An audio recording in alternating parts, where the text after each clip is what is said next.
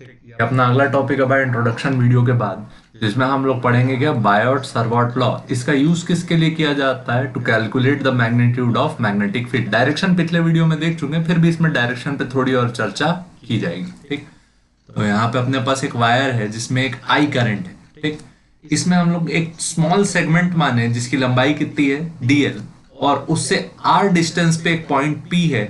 इस point p पे we are interested to find out the magnetic field. ठीक, तो यहाँ सबसे पहला जो प्रोपोर्शनल रिलेशंस बनेंगे वो लिखते हैं।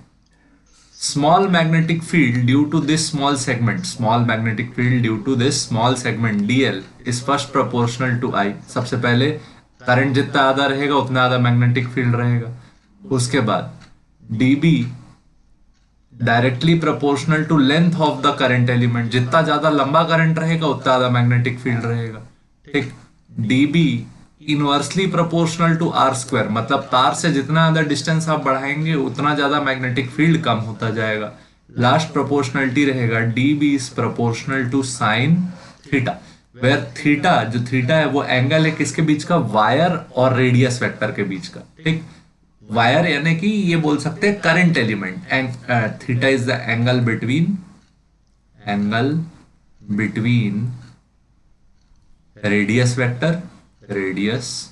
Vector and current element. ठीक, ये ध्यान दो, करंट एलिमेंट किसको बोल रहे हैं? ये dl को। सारे लॉस को कंबाइन कर देंगे तो dB प्रोपोर्शनल आएगा I dl sine theta upon r square. Proportionality हटाए तो इक्वालिटी लगा देंगे, तो dB इज इक्वल टू, यहाँ पे हम लोग एक कांस्टेंट यूज करेंगे जिसको बुक्स में लिखा मिलेगा म्यू नॉट बाय 4 पाई। जैसे इलेक्ट्रोस्टैटिक्स में 1/4 पाई एप्सिलॉन नॉट लिखे थे, यहाँ क्या होता है? Mu naught by 4 pi I dl sine theta divided by r square. आप चाहे तो इसको म्यू नॉट बाय 4 पाई को क्या लिख सकते हैं? k। Mu naught by 4 pi equal to k, जिसका वैल्यू क्या रहेगा? 10⁻⁻⁷। यूनिट क्या रहेगा? Tesla metre per ampere. ठीक, इसको याद रखना क्योंकि अगले स्टेप से इसको k लिखेंगे।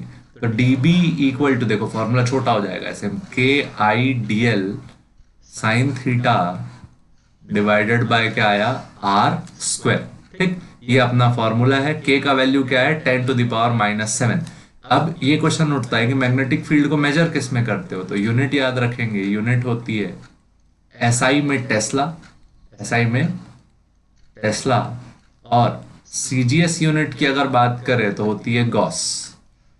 ठीक, और ये याद रखेंगे 1 टेस्ला इज इक्वल टू होता है 10⁴ गॉस। और भी यूनिट्स होती है, वेबर पर मीटर स्क्वायर, मैक्सवेल, वो हम लोग आगे के क्वेश्चंस में देखेंगे तो ज्यादा मजा आएगा। ठीक है, बेसिक ये 2 यूनिट्स है। dB का वैल्यू क्या आया? KI dl sine theta by r square, where k equal to mu naught by 4 pi. ठीक, अगर इसको वेक्टर फॉर्म में लिखते वेक्टर फॉर्म में लिखते तो dB का वैल्यू आता KI dl cross r।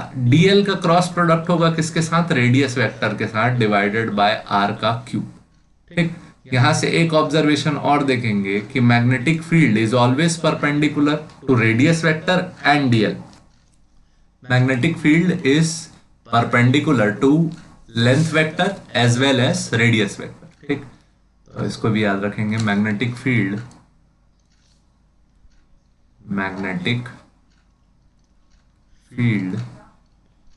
Is perpendicular to both dl and r। ठीक, ये आप मेरे को बताएंगे क्यों, कौन सी प्रॉपर्टी लगा रहे हैं यहां।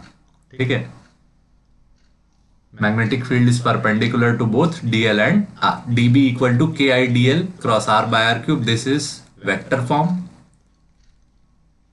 And this is scalar form. अच्छा, इसको अगर आप ओपन कर देते तो ये रिड्यूस हो जाता स्केलर फॉर्म में। कैसे?